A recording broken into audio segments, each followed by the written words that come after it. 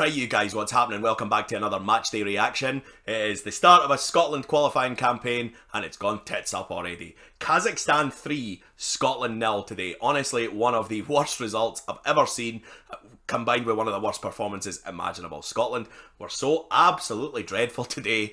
It's hard not to laugh. That's how bad we were.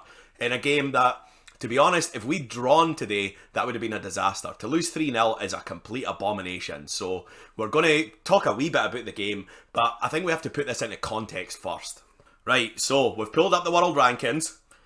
Kazakhstan are currently 120th in the world. They are behind Thailand, Tajikistan and Mozambique. 4 behind Sierra Leone and they're 1 ahead of Guinea-Bissau. So if that's your jam, then this is the level of opposition we were playing today. What I'm going to do as well is I'm going to go through the results from the Nations League and their last qualifying campaign. I don't know what happened, but I'm going to find it and we're going to have a look and see if we can even make the slightest excuse for this, but I don't think we can. Their last qualifying campaign was obviously the World Cup 2018. They actually started with a 2-2 draw at home to Poland, which really isn't bad.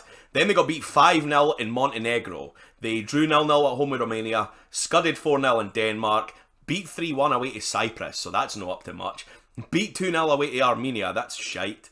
3-1 at home, they got beat by Denmark. 3-0 at home, they got beat by Montenegro. 3-0, they got beat in Poland. 3-1, they got beat in Romania. A 1-1 draw at home to Armenia where they had to come from behind.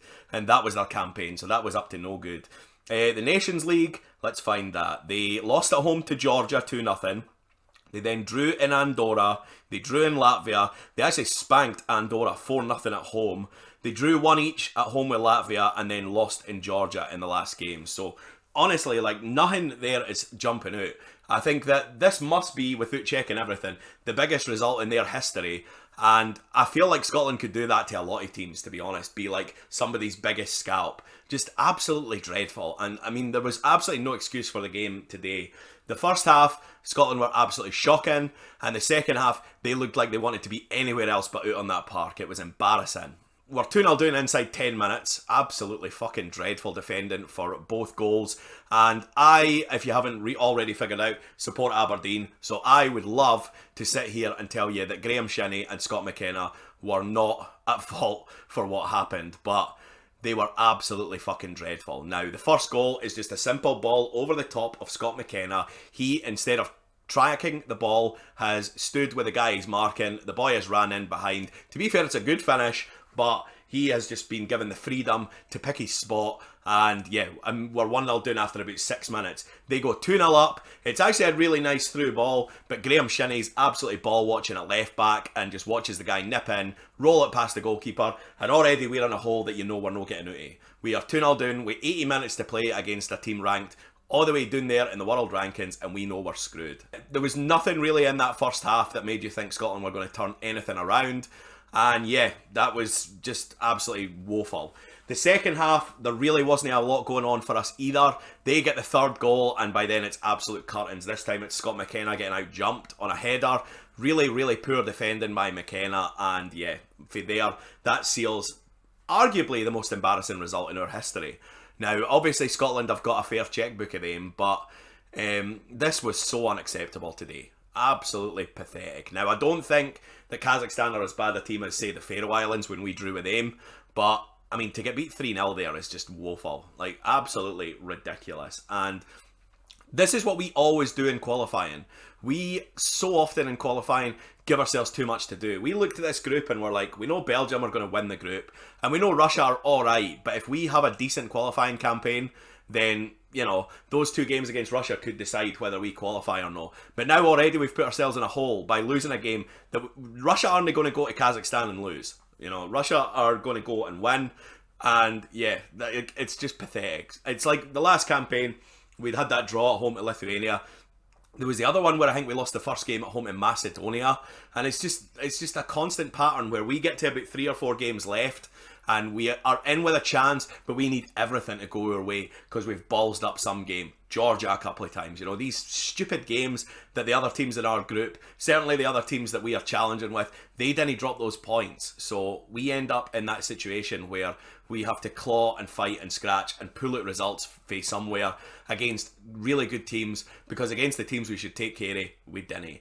Now, in that second half, that was the laziest Scotland performance imaginable in that second half. I know it's disheartening to be 3-0 down to Kazakhstan, but honestly, that was like a disgrace to the jersey today. The application in that second half was so lacking. There was one with James Forrest, and James Forrest obviously had that unbelievable run in the Nations League where he was playing out his skin.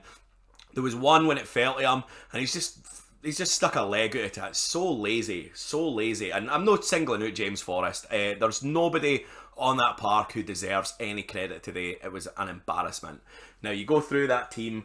Bates, shite. McKenna and Shinnie, absolutely dreadful. Bain, not good. Palmer, not good. And Callum McGregor, not good. And you can just go right through the team and you can't find anybody who gets pass marks. And that's the worst day of the day. Now, obviously, we can complain about the guys pulling out. Guys like Kieran Tierney, guys like Andy Robertson. Guys that we expect to be playing the first game back for the break. But it doesn't excuse that, because we should have the players to go to Kazakhstan and maybe struggle to beat them, but still beat them.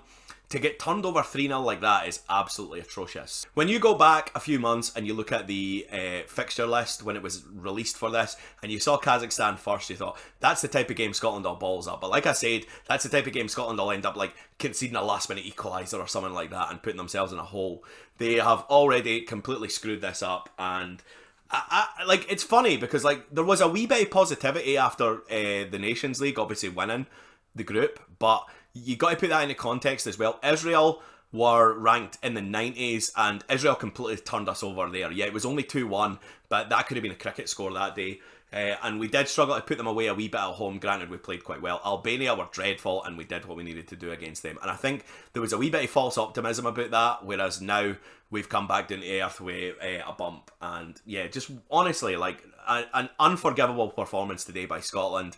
And if I had anything else to say, I would make this video longer, but I just feel like I'll go around in circles, so I'm going to wrap it up. We got San Marino on Sunday.